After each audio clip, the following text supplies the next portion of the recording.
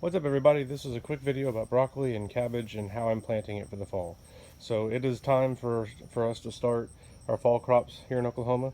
So broccoli and cabbage are both within the time frame in which they're ready to be planted. So last year I found transplants and had a hard time finding them, but I did end up finding some, and I transplanted those into the garden.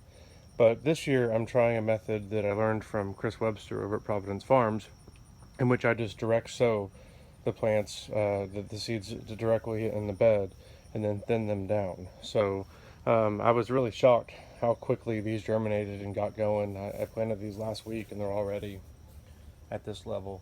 So I'm going to start going through and thinning them down to where eventually they're down to only one every 16 inches or so. But I'm going to let them get a little bit bigger, and then we'll eat the thinnings as they go. So if you're in the situation where I was last year, where you're having a hard time finding cabbage and broccoli transplants, try this out.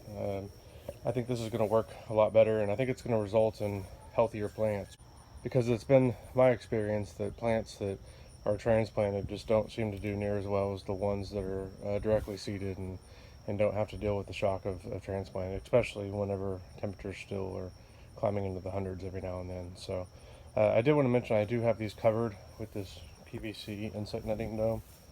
Here's another one so you can see an example of what it's like when it's shut. And I'll link to another video that I recorded that shows how I build these. I'll have that down in the description. But I think that is an important factor to this as well, especially with cabbage moth pressure. This should hopefully shut that down for the summer or for the season. So I'll continue to update and show how these are going, but I'm looking forward to having more efficient use of space with my cabbage and broccoli, because in the past I've only planted one every 16 to 18 inches, and that space all around it was wasted.